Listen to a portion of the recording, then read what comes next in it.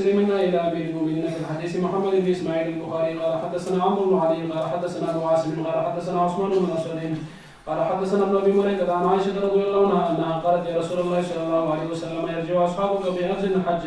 بأجر حج وعمرة ولم يزد على الحج فقال لها اذهبي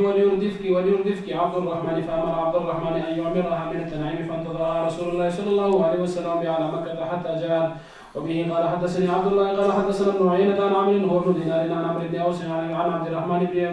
الرحمن بن أبي بكر الصديق رضي الله عنهما قال أمرني النبي صلى الله عليه وسلم أن أردف عائشة رضي الله عنها فأعملها من التنعيم. ارداف المرأة خلف أخيها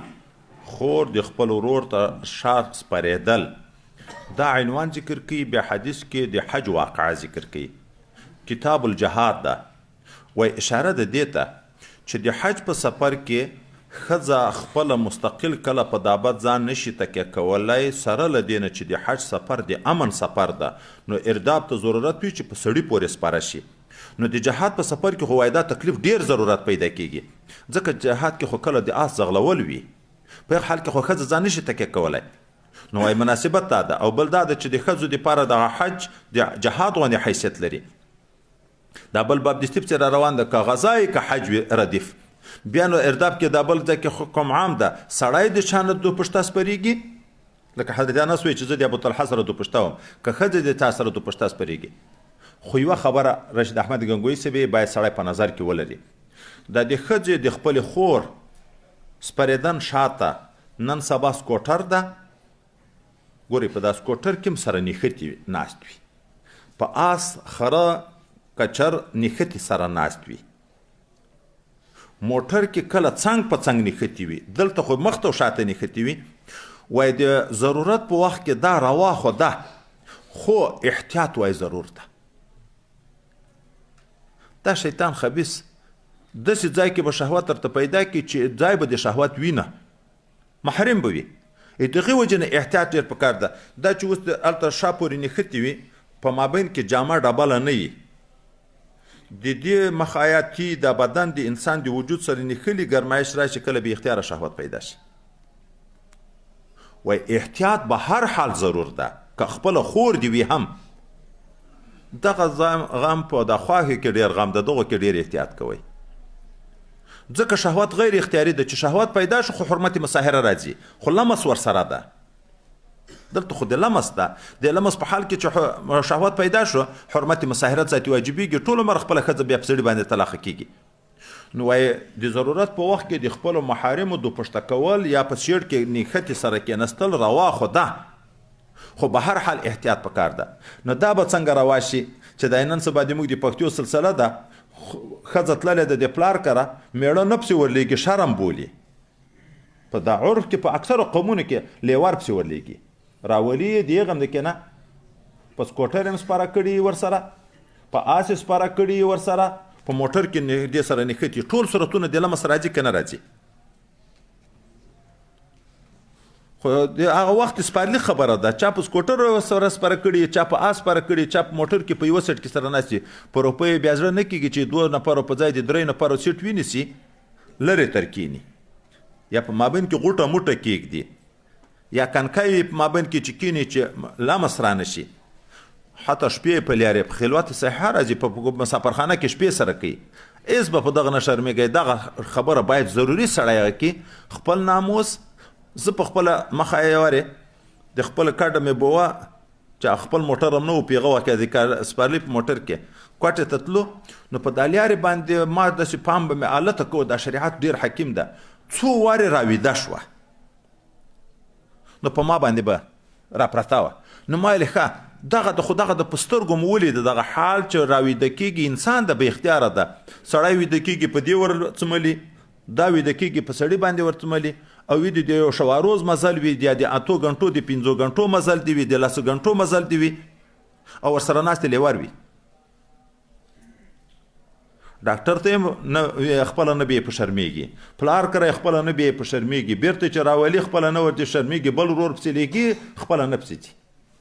نو دغه وای په محرمو کې لا احتیاط پکار ده چې دوپشته وي خور وي هم روا خو شو د مجبوریت په خاطر خو احتیاط ډیر پکار دی احتیاط ډیر دا معنی څادر مادر شای ښه ډبل یو خطه شاته که چې د اعضا او حرارت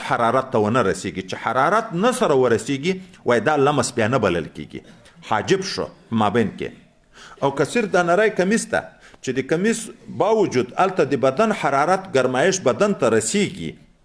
دا په حکم د داسې کې د لکه لوڅ شي سړی لمس کې او لوڅ بدن ته چې لمس په حالت کې شهوت پیدا شي حرمت مصاهرت واجبي باب الابتداء في الغزو والحج وبه قال حدثنا قتيبة بن سعيد قال حدثنا عبد الوهاب قال حدثنا أيوب عن أبي قلابة عن أنس رضي الله عنه قال كنت رديف أبي طلحة رضي الله عنه وإنهم ليصرخون بها جميعا الحج والعمرة. باب الردف على الحمار وبه قال حدثنا قتيبة قال حدثنا ابو صفوان عن يونس بن يزيد عن ابن شهاب عن عروة عن أسامة بن زيد رضي الله عنهما أن رسول الله صلى الله عليه وسلم ركب على حمار على إكاف عليه قطيفة وأردف أسامة رضي الله عنه وراءه. وبه قال حدثنا يحيى بن بكير قال حدثنا ليس قال حدثنا يونس واخبرني نافع عن عبد الله رضي الله عنهما ان رسول الله صلى الله عليه وسلم اقبل يوم الفتح من اعلى مكه على راحلته مردفا اسامه بن زيد ومعه بلال ومعه عثمان بن طلحه رضي الله عنه من الحجبه حتى اناخ في المسجد فامره ان ياتي بمفتاح البيت وفتح ودخل رسول الله صلى الله عليه وسلم ومعه اسامه وبلال وعثمان رضي الله عنهم فمكث فيها نهارا طويلا ثم خرج فسبق الناس فكان عبد الله بن عمر رضي الله عنهما اول من دخل فوجد بلالا رضي الله عنه وراء الباب قائما فساله اين صلى رسول الله صلى الله عليه وسلم فاشار له الى المكان الذي صلى فيه قال عبد الله فنسيت ان اساله كم صلى من سجده. په مخکې باب کې یو مهم ځای بلم ده ښځه ارداف المرأه خلف اخیها دا خلف ټکی ټکی وای دغه اشاره وکړه چې که ضرورت شو د خپل خور یا د خپل مور یا د خپل لور د پښتاتوب ته روا ده خو به شرط مخته به نه کنه مخته کېناستنه وای ناروا ده مخته کېنول د خپل خور وي که د خپل لور وي که د خپل مور وي که محارم دي هم مخته یو خو خپل ښځه ده ښځه خو اقبل او ادبر هغه خو پروا نه لري دغه نور محارمو کې مخته به نه شاته به کېنول وي نور دلته د پښتا نور هغه چې نبی علیه السلام ورننوت جومات ته بیت الله شریف ته چې بیرته راووت حضرت بلال دروازې په څنګ کې و حضرت عبدالله ابن عمر یې چې زه ورغلم پوښتنه مې ترې وکړه چې لمونځ یې چیرې وکړه د اشاره وکړه خو دا مې ویر شو چې 2 رکعته خو بل ځای کې خو وایي راځي چې 2 رکعته ذکر شوي وایي هغه دوه خو نو اقل متیقن دي کم از کم چې لمونځ یې کړی 2 رکعته خو به یې کړي صریحي پوښتنه یې نه ده کړې نو چا 2 ځای ذکر شوي دي هغه یا وایي حضرت بلال د خپله ورته ویلي دي یا دا معنی چې نه کم از کم چې لمونځ یې کړی 2 رکعته خو به یې کړی. باب من اخذ بالركاب ونحوه وبه قال حدثنا اسحاق قال اخبرنا عبد الرزاق قال اخبرنا معمر عن حمام بن منبه عن ابي هريره رضي الله عنه قال رسول الله صلى الله عليه وسلم كل سلامه من الناس عليه صدقه كل يوم تطلع فيه الشمس يعدل بين اثنين صدقه ويعين الرجل على دابته فيحمل عليها او يرفع عليها متاعه صدقه والكلمه الطيبه صدقه وكل خطوه يخطوها الى الصلاه صدقه ويميط الاذى عن الطريق صدقه. مخکې مو ویلو چې د جهاد په امورو کې چې د مجاهد د آس رکاب ورته وینیسي دا هم معاونت ته په جهاد کې نو دلته بیا دغه خبر ذکر کړه اخذ د رکاب خو دلته یو عجبه واقع ذکر کړی حضرت عبدالله ابن عباس رضی الله تعالی عنهما دا خو په عمر کې کنکی و چې نبی علیه السلام دنیا نه لاړ نو د علوم د نورو صحابهو نه حاصل کړي دي ډېر په دا نورو صحابهو کې حضرت زید ابن ثابت چې کاتب د وحی د پیغمبر علیه السلام د دغه نه ډېر علوم حاصل کړي یوه ورځ حضرت زید ابن ثابت رضی الله تعالی عنه سپریږي حضرت ابن عباس رضی الله تعالی عنه دا رکاب ورته وینیو دا د آس رکاب وینیو چې ته په خپ کې کېږدي استاز ده ورته ویل حضرت زید ابن ثابت رضی الله عنه ورته ویل مکه ته خو آل د پیغمبر علیه السلام یې ته ماته رکاب څنګه نیسې ده ورته ویل موږ ته دا نصیحت پیغمبر علیه السلام کړی چې د استادانو سره به داسې ادب زندگی کوئ قدردانی به کوي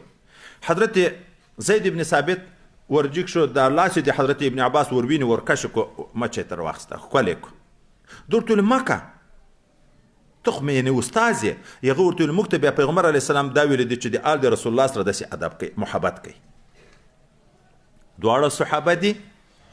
یو د بل رکاب نیو چې شاګرد ته دا ضرور ده چې د استاد خدمت کوي د خو پایدان بنیسي د آس رکاب ورته نیسي خو قدردانی به کې ژبه خوشاله کوي هغه استاد بیا جګیږي د شاګرد لاس مچي چې دی ورته چې ما که وایي موږ ته بیا نبي علیه السلام دا ښوولی دی چې د ما د آل سره به داسې محبت کوئ لاس مچول او ثبوت هم پکې راغی فکر مو شو دغه مسلې ته او د محبت خبر هم راغله چې د خپلو مشایخو د اهل بیتو سره به سړی محبت کوي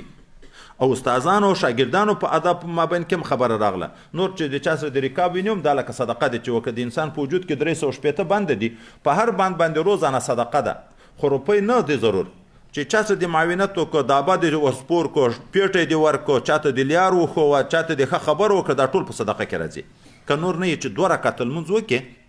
سهار کښېنې تر لمر ختو پورې په ذکر باندې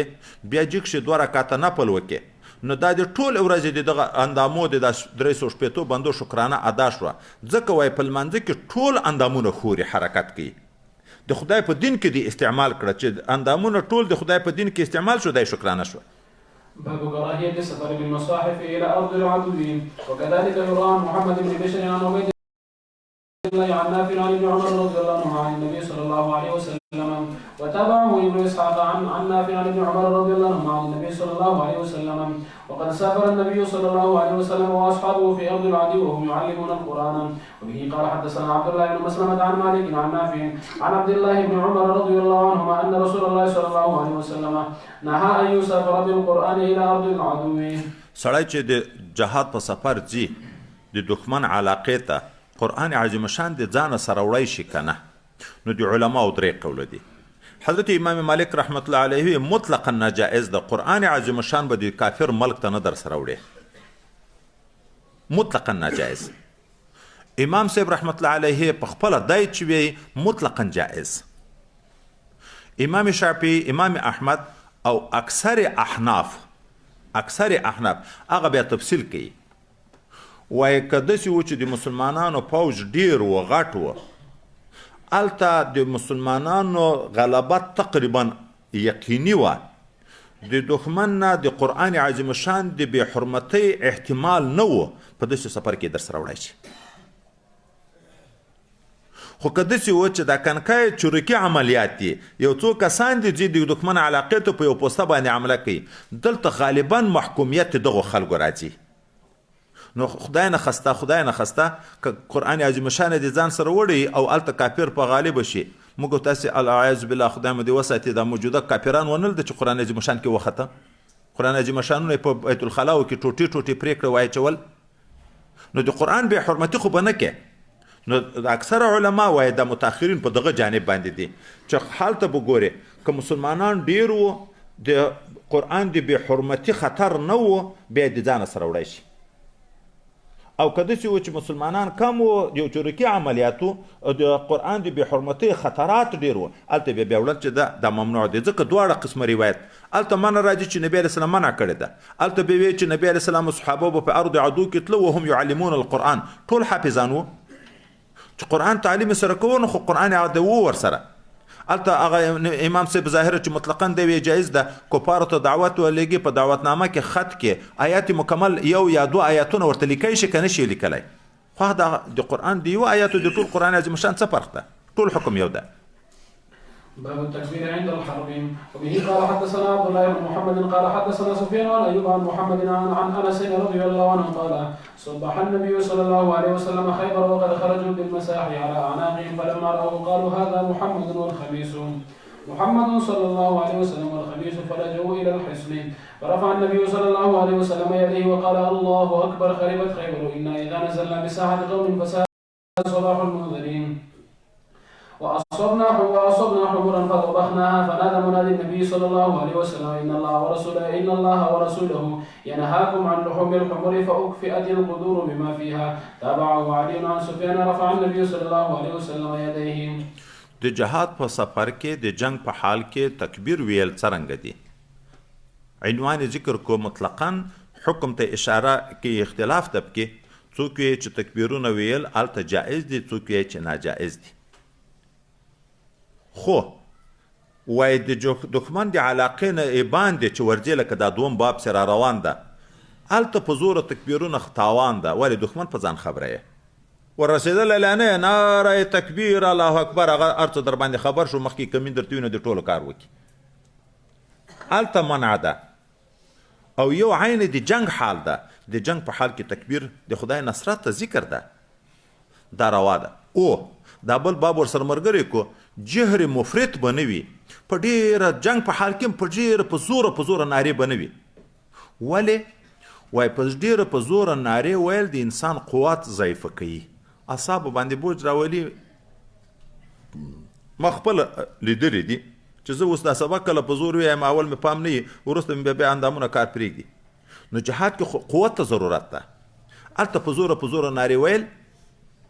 دا د بزدلۍ دلیل هم ده چې دا په زوره چغې ډېرې وایي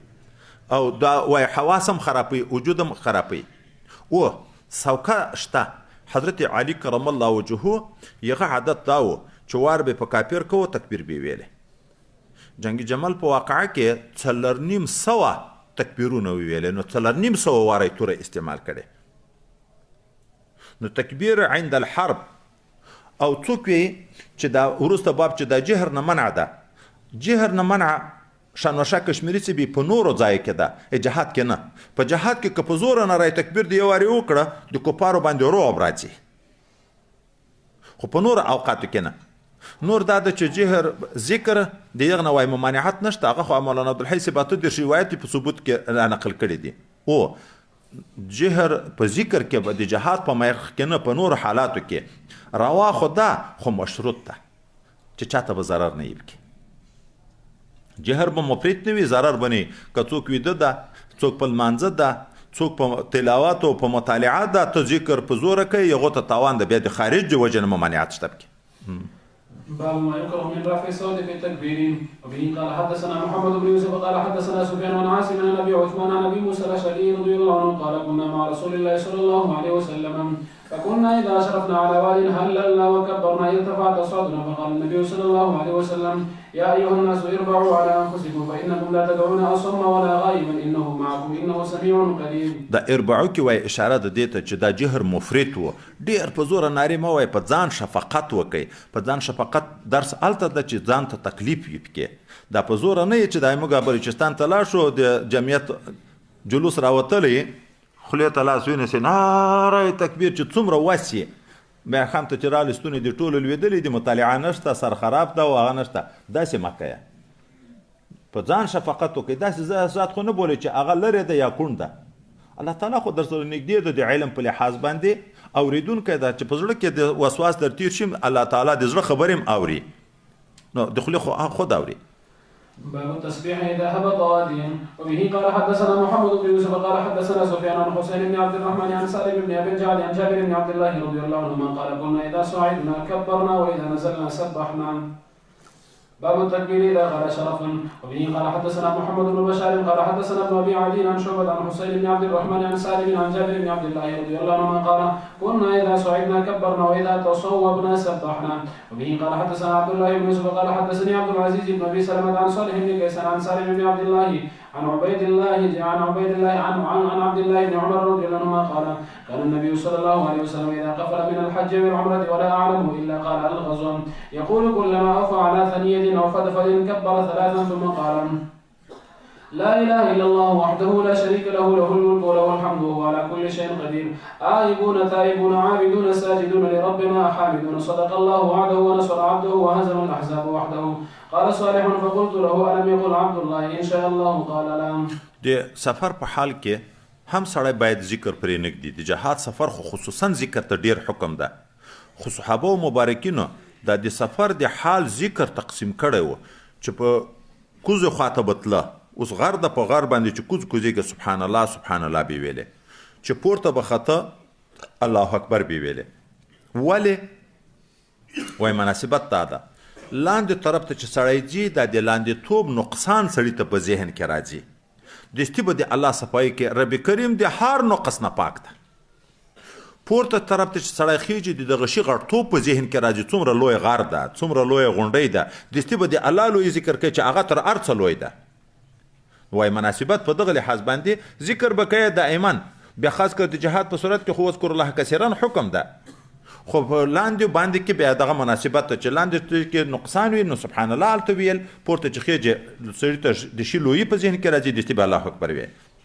باب يكتب للمسافر مثل ما كان يعمل في الإقامة. وبه قال حدثنا مطر بن الفضل قال حدثنا يزيد بن هارون أخبرنا العوام قال حدثنا إبراهيم وأبو إسماعيل السكسكي قال سمعت أبا بردة واصطحباه ويزيد بن كبشة في سفر فكان يزيد يصوم في السفر فقال له أبو بردة سمعت أبا موسى رضي الله عنه مرارا يقول قال رسول الله صلى الله عليه وسلم إذا مرض العبد أو سافر كتب له مثل ما كان يعمل مقيما صحيحا. چې سړی نیت وي د دوام د عبادت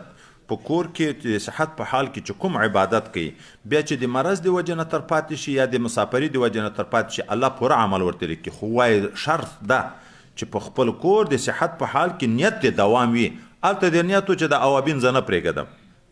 نو بیا که د عذر د وجې نه پاتې شم الله تعالی خو علم د تا په نیت باندې لري ملایکو ته چې پوره یې ورته ولیکئ د مرض د وجې نه پاتې شو الله تعالی ورته یې پوره یې ولیکئ دا چې کله یې کې کله یې نه کې دوام نه وي هغه د چې ودې کو لیکي درته که ودې نه کو نه لیکي او چې نیت دوامي بیا که ته عمل در نه پاتې شوم ظاهري هغه عمل خدای پاک درته لیکي. باب السير وحده به قال حدثنا الحميدي قال حدثنا سفيان قال حدثنا محمد بن المنكدر قال سمعت جابر بن عبد الله رضي الله عنهما يقول ندب النبي صلى الله عليه وسلم الناس يوم الخندق فانتدب الزبير رضي الله عنه ثم ندبهم فانتدب الزبير ثم ندبهم فانتدب الزبير رضي الله عنه ثلاثا قال النبي صلى الله عليه وسلم إن لكل نبي حواريا وحواري الزبير رضي الله عنه قال سفيان الحواري الناصر. وبه قال حدثنا ابو الوليد قال حدثنا عاصم بن محمد بن زيد بن عبد الله بن عمر حدثني ابي محمد عن ابن عمر رضي الله عنهما عن النبي صلى الله عليه وسلم قال وحدثنا ابو نعيم قال حدثنا عاصم بن محمد بن زيد بن عبد الله بن عمر عن ابي عن ابن عمر رضي الله عنهما عن النبي صلى الله عليه وسلم قال لو يعلم الناس ما في الوحدة ما اعلم ما سار راكب بليل وحده. دا مثلا ما بل ورځ مې له ګوښی سفر دی یوه سړي ظاهره خو یو حدیث کې راغلی اراکب شیطانو وراکبان شیطانان و ثلاثه رکبن نو د ګوښې سفر نه منع ده دلته ثبوت راغی نو تطبیق داسې ده وایي که هنګامي حال و ضرورت پیښ شو یو په یوه د سفر بیا د یوه سړي روا ده خو چې ضرورت نه یې ډیر عاجل نو باید ملګری پیدا کړي یو یا تطبیق داسې کړی که د خوف سفر و نو هلته په کار دا ده چې ملګري وي که د امن سفر و که یو نفر یې پروا نه لري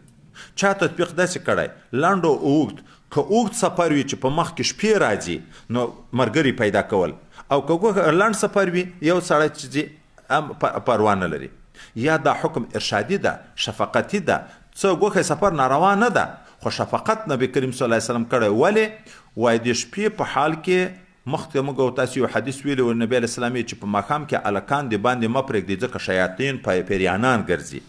اوس نو دلته چې انسان د روان شي شپه مزل وي او وي ګوښی وایي شیطانانو پیریانان په دغه وخت کې ډېر اثر کوي نو لحاظه سړی په وحشت کې واقع کېږي یو ونې سیوری ووینم تر ډارېږي کمر سیوری ووینم تر ډارېږي شی به د تا نه منډې وي ګیدړه به یې منډې به ویم خو ترپی دې واورېده چې اوس غله دي چی دي تر ډارېږي به ځکه کله کله د ګوښې سفر انجام هلاکت شي وچ په وچ زړه یې وچوي نو وایي د ګوښې سفر د منع چې کړی دا شفقتن یې کړی د شرعن روا ده خو احتیاط دا ده چې سړی په سفر باندې ځي ملګری د لارې پیدا کړي ځان سره.